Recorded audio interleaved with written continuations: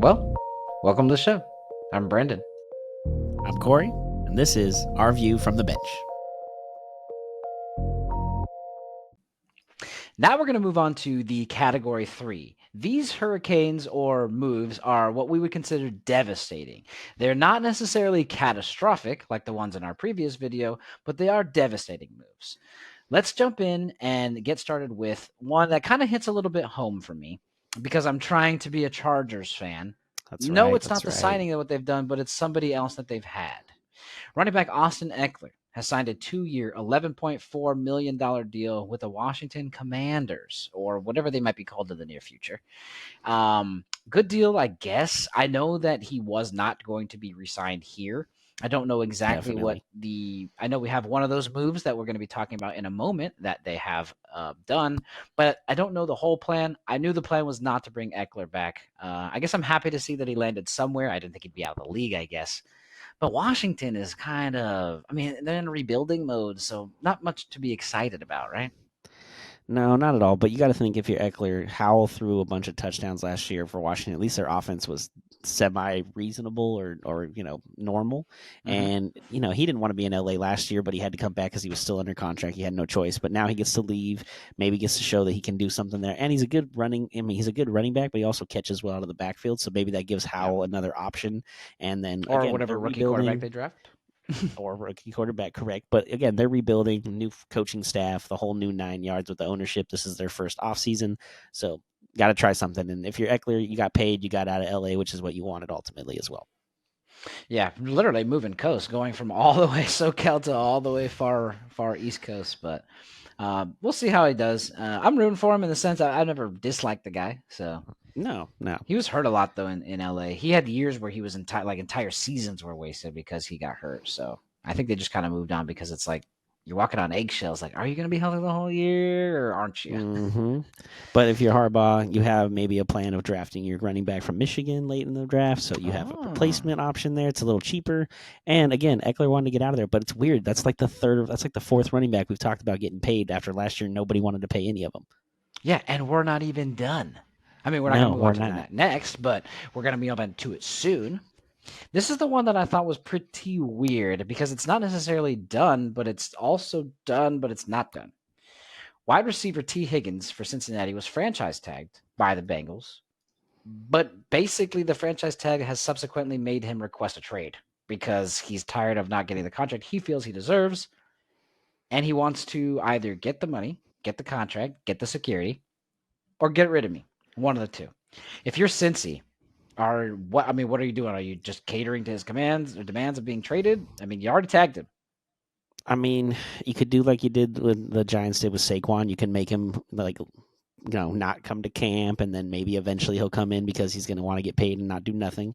But also, if you're going to trade him, Tennessee would happily be able to want him because we're getting the guy from the offensive coordinator position that was there last year in Cincinnati. He's coming down to Tennessee to be the head coach. So I'd be happy to have him down in Tennessee for Will Levis and some other moves that they've made already this offseason. But if they're going to make him sweat it out and see if he's actually going to follow through and not show up, that's usually how this works because at the end of the day, the players want to get paid. And if they don't show up, they ain't getting any money. It's a good point. That's a really good point because the same exact thing just happened last year. And to somebody who I think is a little bit better, that's not even a shot at T. Higgins, but Saquon Barkley is insane. T. Higgins Yeah. is an amazing receiver. He's huge, he's tall, and he's big. So I think he should get the money. It just depends on how far apart him and Cincinnati are on it. If I'm with you though, if I'm Cincy, I'm like, okay, that's cute. Thank you, and I'll see you at camp, and Mm-hmm. we'll go from there. Yep. Yeah, Yep. we're gonna stick with Absolutely. You got to Cincinnati play though. that game. Yeah, yeah. Stick with Cincinnati. They've made some other moves that some may question. Okay. I don't really know. I didn't see the bad fit, but they have traded Joe Mixon to the Texans, which is a move that we referenced earlier, and has instead signed Zach Moss to a 2-year, $8 million deal. Like the addition of Zach Moss and the subtraction of Mixon, maybe let's talk about both here Mixon to the Texans and Moss to Cincy. Well, Mixon to the Texans is perfect because they lost Singletary. He left and went to New York, so they had to replace the running back position. So I get it. But if you're the Bengals, you didn't want to give Mixon the extra more money because that's what he wanted. So you get a cheaper option with Zach Moss, and Moss actually did really good for Indy last year, filling in while Taylor was out I don't know, half the season. It felt like in and out True. throughout the whole year. And again, it's a cheaper option, and it's kind of back to the whole you don't have to pay running backs if you think you can get a cheaper guy who can do just as well. And if they have Burrow coming back and maybe T. Higgins, you still got Jamar Chase. Maybe they think, Zach Moss will fit right in, and they can just continue on and hopefully compete for the AFC North. That's a good point. I like Mixon to the Texans more than I like Moss to the Bengals, but I agree with the sentiment of that if they seem them as interchangeable, then so be it. Think about it this way though. Let's pretend that Higgins doesn't come to camp or isn't tagged, he's traded. So they lose Higgins, they lose Mixon, and Tyler Boyd is also a free agent right now. They're basically only bringing back Joe Burrow and Jamar Chase. Yeah, that does hurt Which a are your little two bit. But best. again, this comes back for some reason. It all comes back to Sean McVay. Zach Taylor, who is their head coach, was under McVay in LA, and ever since he's gotten to Cincinnati with Joe Burrow, they have been a much improved team on the offensive side. And again, you still have Jamar Chase. So if you can plug in other guys to fit the rest of the options on the offense, then maybe they feel good about it and don't worry too much about losing Mixon. And if they have to lose Higgins, hopefully they get a good draft pick out of it, replace him with something in this draft if they're going to do it sooner than later on the trade block. I like it. Do you work for the Bengals or what do you? No, I mean, I could. want T. Higgins in Tennessee, so I'm kind of trying to be happy for them in that sense. But I think it's just something you got to think about.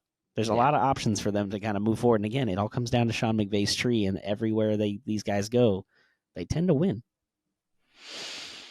Normally, we would consider quarterback moves big moves, but we have to be honest with ourselves here, and I'm sure this quarterback would understand. We're going to head back to quarterback room, though. Quarterback Baker Mayfield resigns. He got his contract with the Buccaneers. 3 years, $100 million, 30 of it guaranteed, returning to Tampa Bay. This is pretty big. I think it's actually the smart move for both of them. It's smart for him to stay there. He was fairly successful. And who the hell else is Tampa going to get? He's decent enough, right? They went to the playoff game, beat the Eagles. Yep, and a part of that is another option. Another thing they did in this offseason is they re-signed Mike Evans to a 2-year deal, $52 million, brought him back. So he's got his weapons all kind of being there with him. They have, I can't remember the running back that they had last year, the rookie that did really White? well for them. Thank you. I don't know why I always forget his name. I don't know why either. There's too many names. I can't remember them all. That's true. But yeah, Baker had his best year of his career essentially. And if there's some continuity back and the defense is coming back together as well for him, which Bowles is still the head coach, so that's his side of the ball. Then if you're Baker, one, you got paid, you got some actual security of some sort, and you have continuity with your weapons and guys coming back with you. And Mike Evans, in his 10 years or 8 years in the NFL, he's had 1,000 yards every single year. So he's going to be there no matter what. So I think it's a positive for Baker and for Mike. They obviously clicked and had good chemistry last year and continue to do so next year. I don't know if Mike got other offers, but I do think this was probably, unless he's going to, depends on what he wants. He already won a Super Bowl, so it's not like he needs that per se, right? Yeah, so it depends on really what he wants out of football. Because there's this team in the Midwest. They wear red and kind of like indigenous people. They could use a big time wide receiver, and that would maybe put them over the. Oh wait, they're already on the top. Never mind. But that would be huge. Can you imagine if freaking Mike Evans went to Kansas City? Oh crap! God, they're so good as it is. Right, but I think it's great. He gets to stay where he's comfortable. He got the money that he feels like he deserves, which not feels like he does. And maybe building that continuity back with Baker. So I think I like it. Well, and you mentioned maybe what is Mike looking for? Like you said, he already won a Super Bowl. He could go down basically, if he's not already, the best wide receiver in Buccaneers history, and maybe he just wants to add to that and then be able to retire a Buck and say he played his whole career there. Yeah, why not? A great franchise. Florida, great weather. I've been to Tampa. I went to a game there last year, so this is nice stadium, nice area. I don't blame him, to be honest with you. Right. He's got great teammates around him. He had Tom, and that's not a knock on Baker. But on the other side of the ball, too, the reason why they're so good is because that defense stands up. You saw they gave Philly, obviously, they beat, and they gave Detroit a real big run for their money. And safety Antoine Winfield Jr. has been franchise tagged by the Bucs and is also returning. I like this. Yeah, again, continuity. They were in the second round of the playoffs, which nobody expected them to be. Maybe this is something they can take as a step for the next year and kind of move forward and even get further, because the NFC South is up for grabs. It'll probably be them and Atlanta if I had to choose off the top of my head right now. I don't think New Orleans is going to be better, and I definitely don't think Carolina is going to be competing for the division. So if you can get back in the playoffs and have one home game, maybe you can take the what you learned last year against Detroit and have an opportunity to maybe even get a little further. Yeah, I couldn't agree more. He as an Antoine Winfield ranks in the top 5 of safeties in the entire league. This guy is one of the Damn. best all around. PFF gives him an overall grade of 91.5. So It's dude's pretty insane. good. He's one of the best. He's one of the best safeties in the league. So you have to bring him back, and I think they're happy they did. And speaking of how bad the NFC South is going to be next year as it is, here's the next move we have to talk about. Edge Brian Burns gets traded from Carolina to the Giants for a 2024 second round and fourth round pick. Then he gets an extension of 5 years, 150 with 87 guaranteed. But first of all, if you're a Panthers fan, what the hell's going on down there? They raising ticket prices and they're trading their best defensive player. I know they got a weapon for Bryce Young on offense, but they still haven't solved their biggest issue, which is the offensive line, and they're giving away their best defensive player. I don't get Yeah, they've signed 2 offensive linemen. I don't know their names. Not that I really know a lot of offensive linemen, but we'll see how that pans out.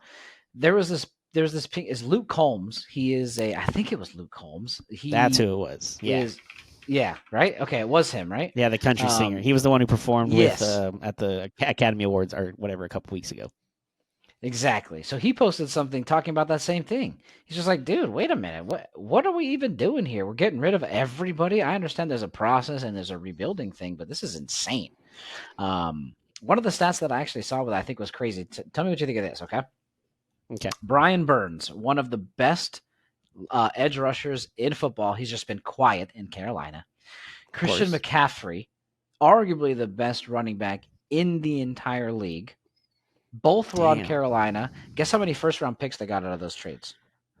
I'm gonna guess The answer is 0.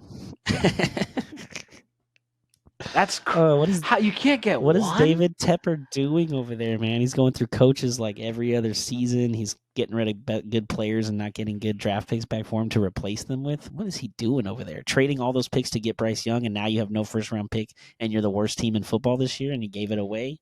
I don't know what's going on over there. It's that same right. Look at what you just said. You gave up a bunch of first round picks to go get somebody, but you didn't require any first round picks back for your top talent. I don't care what you say. Christian McCaffrey deserves a first round pick. It could be 1 and a If 5, not more and than that's one. all. Yeah, dude. To be honest with you, he is that good. Obviously, the offensive player of the year, and also the FedEx Ground Player of the Year. One of the best players in the entire game. Arguably the best running back, and you got not a damn first 4. That's ridiculous. It's crazy. Well, as we talked about a couple of weeks ago or months ago, David Tepper's throwing drinks at fans of other teams because he's pissed off at losing, but he's not helping himself get better by doing some of these moves. He needs to hire people to do their job and get the fuck out of the way. GTFO. Go. You mentioned it previously in our other episode because we were talking about the AFC South and all the craziness that's going on in there. And we were talking about the quarterback situation when we were talking about Danielle Hunter re-signing and having that be pretty much a huge thing for the Texans. Well, the person that they were competing with most last year was the Jags towards the end of the season. All the Jags had to do was win out, and they just couldn't in order to win the division. Yep. They've kind of made things spicy. Now, when it first happened, I think both of us thought that it wasn't that big of a deal. But I want to give Kevin Wildes from First Things First a little props. Mac Jones traded from, I was going to say Philly, but it's because Patriots were stuck in my head. Patriots from New England to Jacksonville for a 2024 6th-round pick. That was the best offer that anybody offered them for Mac Jones, so they took it. It was a 6th-round pick. That's all they got. But the crazy part is like, oh, okay, so Mac Jones is going to go over, and they're going to back up Trevor Lawrence, and it's going to be, this fun thing. Or is he going to back up Trevor Lawrence? When we look at the stats, Corey, and I want your feedback after I give these to you. Win percentage, Got it. Mac Jones. Completion percentage, Mac Jones. Interceptions, as far as who has the fewest, Mac Jones. Passer rating, Mac Jones. Yards per attempt, Mac Damn. Jones leads in every single. Now he has less touchdowns, he has less yards per game, and a couple other stats and less touch. Oh, I said that one. Not too much less. Basically, Mac Jones is like damn near equivalent. Is he competing for the starting job in Jacksonville? I don't know if it's so much competing, excuse me, as giving Trevor Lawrence some actual competition. So he has to like earn that starting position and not just be it Try. handed to him. And if he does beat him out, like say they battle, Trevor Lawrence keeps a position. I think this is Mac Jones' fourth year. He's a first round pick by the Patriots, so it's an expiring contract if they don't pick up the fifth year option. Gives them some more cap space to work with the following offseason to add pieces for Trevor Lawrence if he shows out and shows what he's worth. If not, then maybe Mac Jones. I don't know. I can't. You told me those numbers and figures, and I was like, no, that can't be right. Oh, Like, there's no yeah, way Mac Jones better than him because you just look at the two guys with their name on the paper and you're like, oh, I'd take Trevor Lawrence any day. But again, exactly. maybe they're making him battle and actually earn that starting job and realize like you're not just going to get it handed to you. You got to prove that you're the guy. Which to be honest with you, I really like. As much as I like Trevor Lawrence and I think that he is a starting quarterback in the NFL, he hasn't really shown to be as amazing as everyone thought he was going to be coming out of Clemson. Everyone thought this was basically the next like Andrew Luck-esque style. You know what I mean? Like he's in that upper Yeah. echelon of he's ready right away. And besides the Now, comeback that he had, he hasn't really done much. Now, I will give him a break here a little bit. His first year was Urban Meyer, and that was a whole debacle in of itself. Okay, yeah, I forgot about Urban Meyer. The second year was when Peterson came in and he started figuring things out. And then last year, his third year, which is second under Peterson, you figure, okay, another year under the system, things will get a little bit better. And they started off really well, but then they just tanked in the back half of the season. So this is really Doug Peterson and Trevor Lawrence's like asses on the line this year. If they start off like 2-4, 2-5, Peterson's going to get fired, and Lawrence could lose the job to Mac Jones, and then ultimately not be in Jacksonville at the end of the year.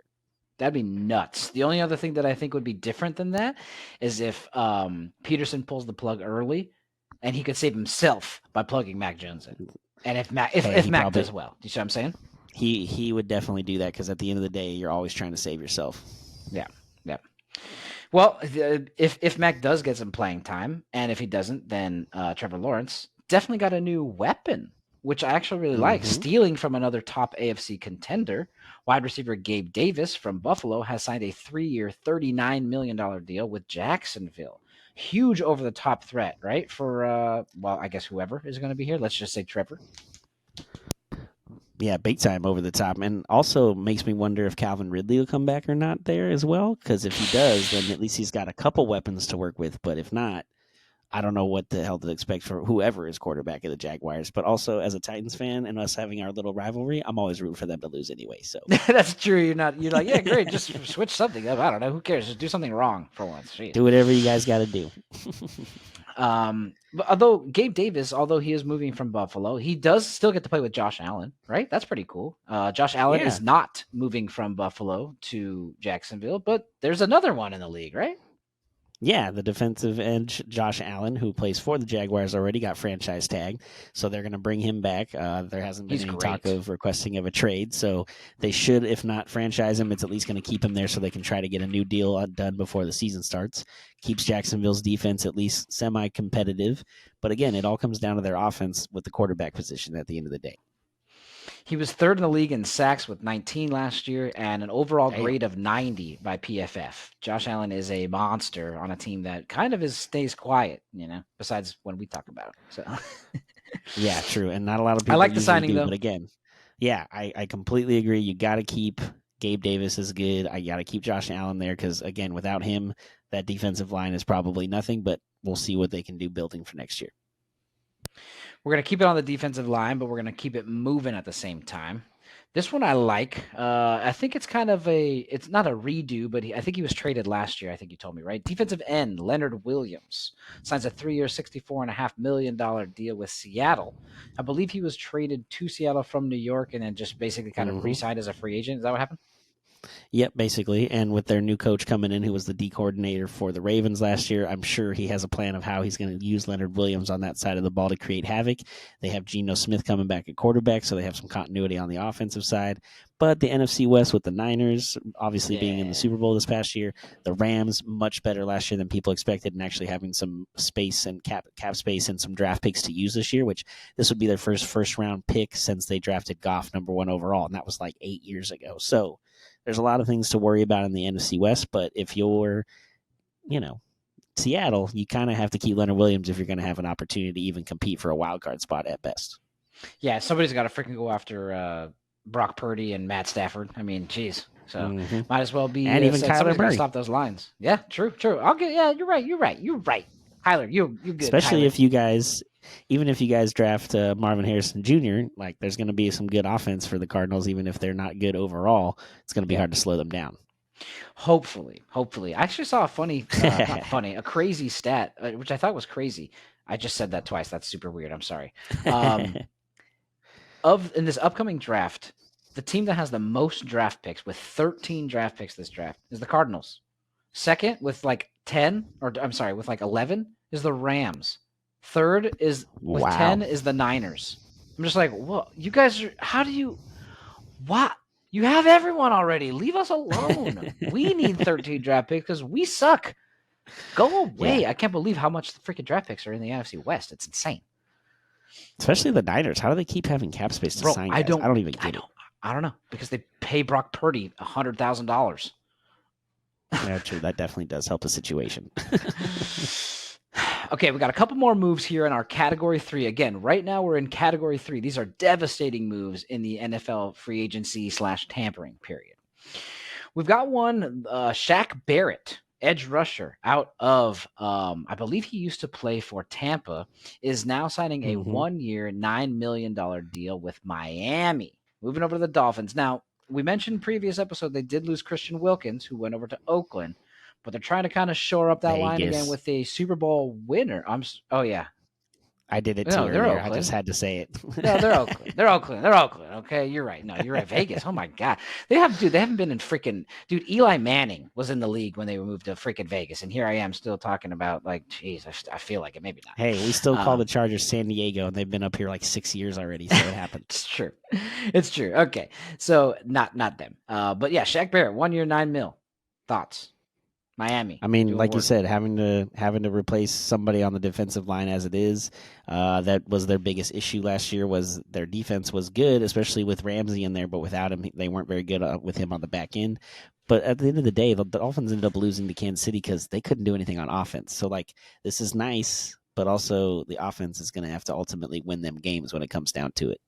So do you think it's because they don't have a really good wide receiver? Oh, no, they have 2 of those. Is it because they don't have a good running back? Oh, no, they got like 2 or 3 of those. Oh, they don't have an offensive-minded head coach. Oh, no, they have one of the best in the league. Yeah.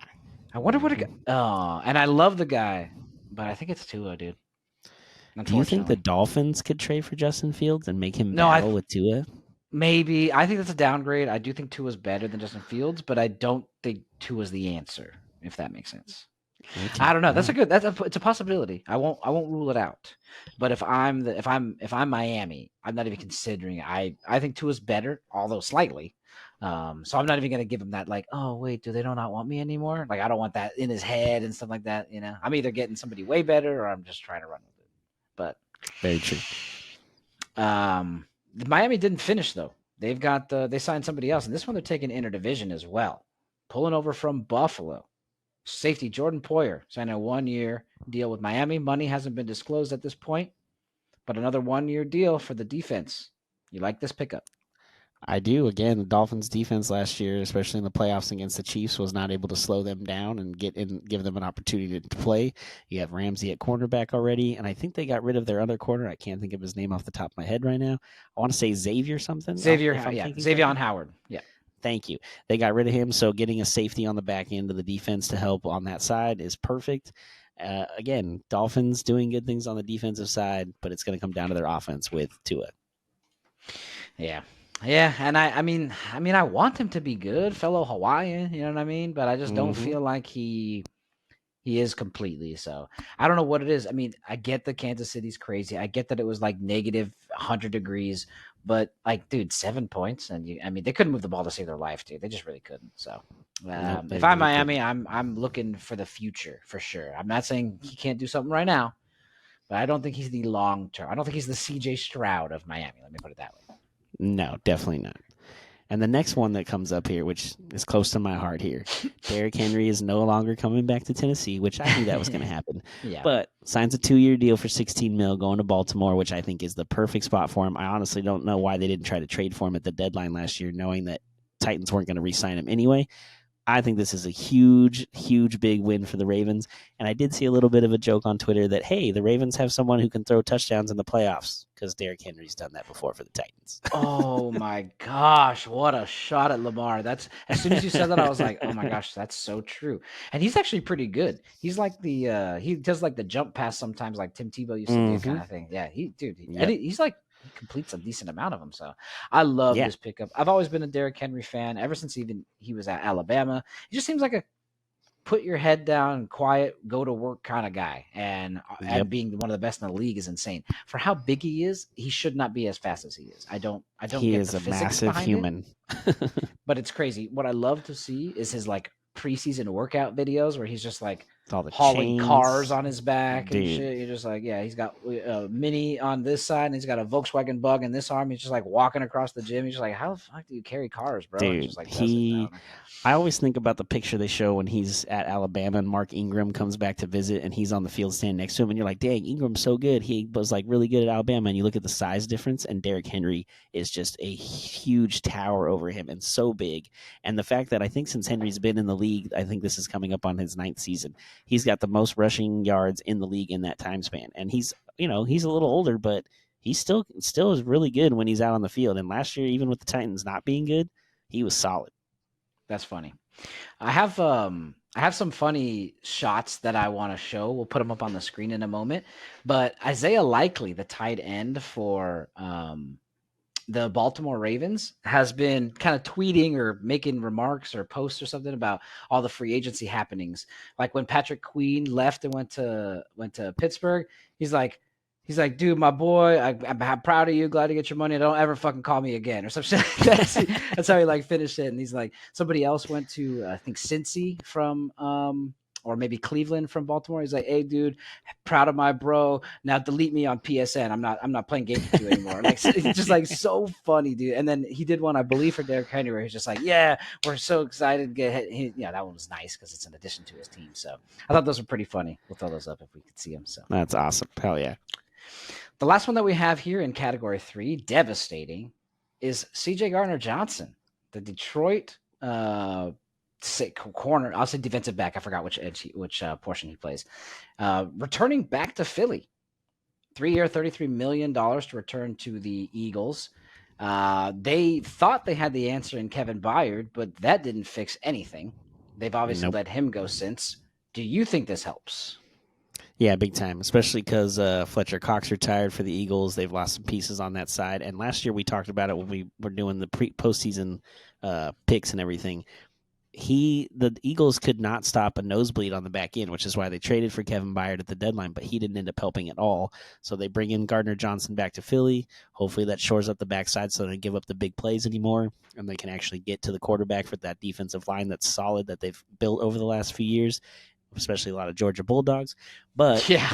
hopefully that helps give them some more options as far as stopping teams on the backside and the big plays down the field, and gives them an opportunity to compete again now with Saquon there on the offensive side too. Yeah, that's a great point. The only thing that I know that you don't like about CJ Gardner Johnson is maybe when you're up and the game's not over, don't say bye to the opposing team's fans.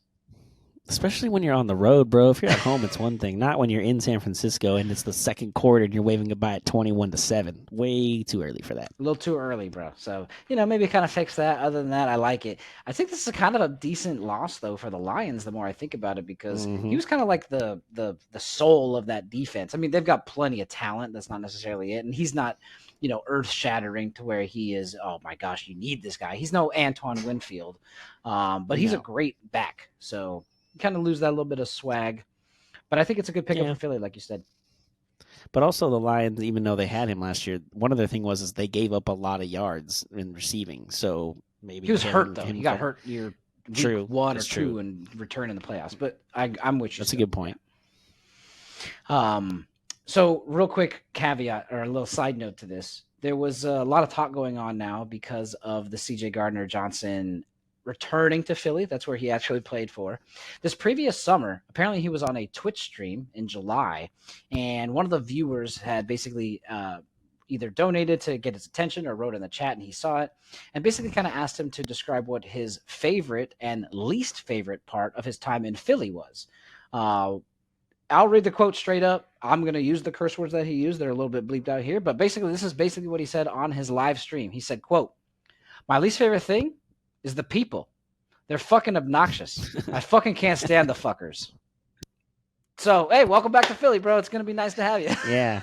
It's going to be a little awkward at that first press conference or training camp when fans are like, yo, you said we fucking suck and we're assholes. Like, what the hell? I mean, to his point, they are, right? Not you, I Art. mean, You're he's great, not Art. wrong. But yeah. But besides Art, they're Eagles fans kind of suck, bro. I mean, these are the fans we always talk about. The go-to is they threw snowballs at Santa. So take that for what it's worth. Bro. Exactly. Well, that wraps up the category 3. Let's dive in like we did in the previous one of category 5. And each of us are going to pick what we think is the most impactful of all of the ones that we've included in the devastating hurricane category. I'll go first this time. Okay. I'm going to run with, and I'm doing it a little bit because it hits home, but I think it's because they're adding a big piece to an already big contender. I'm going to go with running back Derrick Henry signing with Baltimore.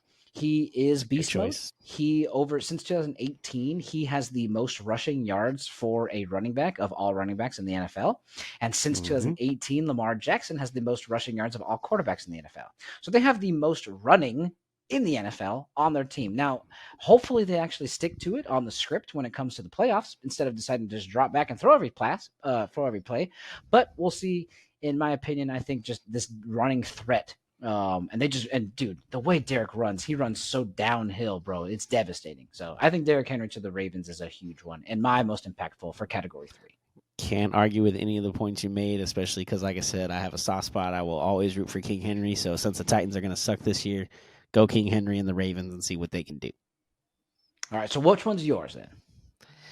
Honestly, I think I'm going to go with Gardner Johnson. I know we talked about how he hated the fans in Philly and didn't want to go back there, but he's back there anyway. But again, if they're going to win and get back to the Super Bowl like they did 2 years ago, the defense has to be right. And that defensive line is their best attribute. And last year, the back end was the worst attribute on that team. If Jalen Hurts and now adding Saquon Barkley is healthy on the offensive side and they can get back to what they were doing last year at the first half of the season when they had one loss through 8 or 9 games, then Gardner Johnson on the defensive side has to help get this team on that better and have an opportunity to win the NFC East this year and not just a wild card so they can host a playoff game. Yeah, true. And one small caveat before I stop, I don't want to throw too much at Kevin Byard. He did get traded in the middle of the season. He didn't have any time to really get in reps with training camp. True. So maybe CJ Gardner Johnson with a full training camp and kind of get everything will be able to shore up that line like you're talking about. Or the line, the back end like you're talking about. Yeah, and again, having familiarity with some of the guys you're playing with, not necessarily the system because it's a new defensive coordinator, but the guys you're playing with and kind of everybody's strengths and weaknesses and them already knowing him within the building, I think will be a positive as well. Yep. Well, that pretty much wraps up category 3, our danger or devastating category. Make sure you check out the rest of our NFL free agency series and see how the flurry of moves made an impact on each team and our 2024 forecast of how these moves will pan out. Thank you all for seeing things from our view from the bench. I'm Brendan. And I'm Corey. Like we always say, enjoy the sports until we talk again. Peace.